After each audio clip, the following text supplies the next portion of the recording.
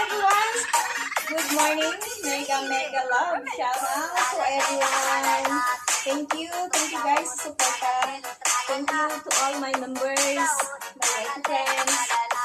Maraming salamat sa iyong suporta po talaga.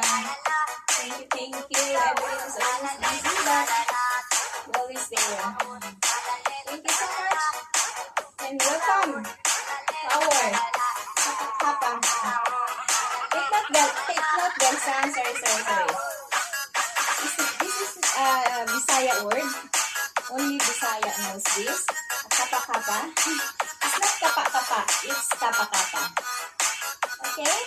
You do this every morning or every day. You make it exercise motivation. You motivate yourself to do every day.